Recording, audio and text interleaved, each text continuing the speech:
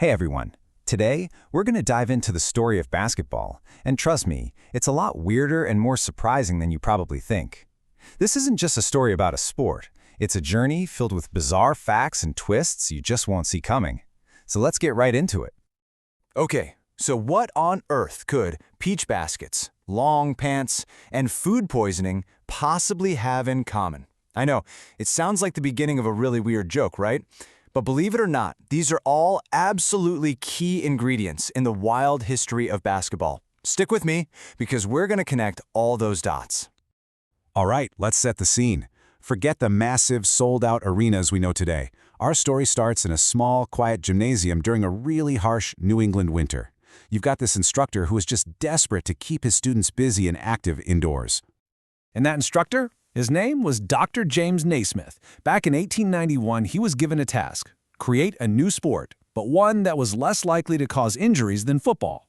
His solution was, well, brilliantly simple. He grabbed a couple of old peach baskets, literally nailed them to the gymnasium's balcony railings, and found a soccer ball. And just like that, the game of basketball was born. Now, you're not going to believe this, but this was the final score of the very first game ever played. 1-0. I'm not kidding, it is a massive leap from the high-flying 120-point games we see all the time now.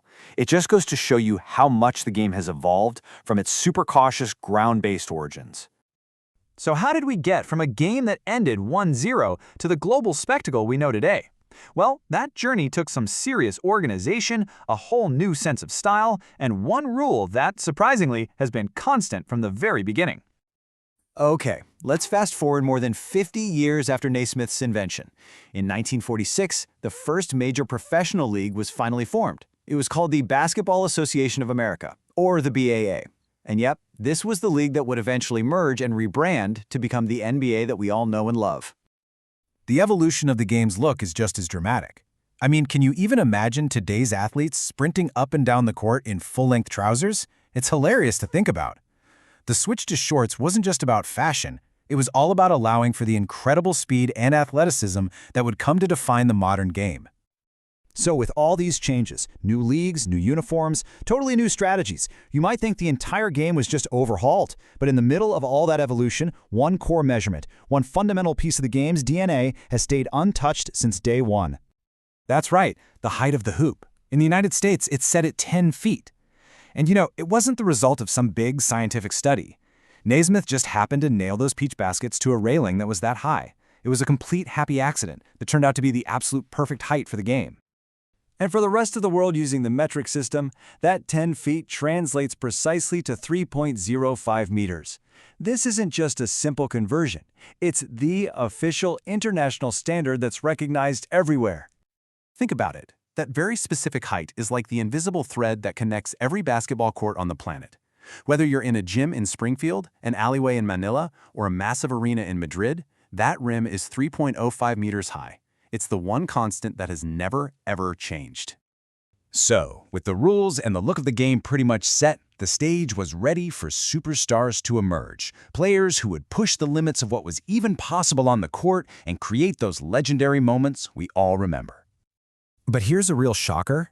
The single most electrifying play in basketball, the slam dunk, was actually banned in college hoops for nearly a decade. The official reason was to prevent injuries and equipment damage, but a lot of people believed it was really just to slow down the dominance of one very tall player, named Lou Alcindor, who would later become Kareem Abdul-Jabbar. The ban was finally lifted in 1976, and that unleashed a whole new era of high-flying action. Speaking of legends, everyone knows about Michael Jordan's heroic flu game in the 1997 NBA Finals. I mean, he was visibly sick but still absolutely dominated. But here's the twist. His longtime trainer later revealed it wasn't the flu at all. It was a severe case of food poisoning, supposedly from a bad pizza the night before. Honestly, that makes his legendary performance even more incredible. The athleticism in today's game is just staggering. Back in 2018, Nikola Jokic recorded a triple-double. That's getting double digits in 3 key stats like points, rebounds, and assists in just over 14 minutes. It is the fastest in NBA history, a feat that just shows you the mind-blowing skill and pace of today's players. So from those really humble beginnings, basketball has just exploded. It's no longer just an American sport. It's a true global phenomenon, and it demands incredible physical prowess from its athletes. Today, the game Dr. Naismith invented just to keep a few students busy is played professionally and for fun in over 200 countries. It's become a universal language spoken on courts all over the world, from city parks to Olympic arenas. And the physical demand on players at the highest level is just immense.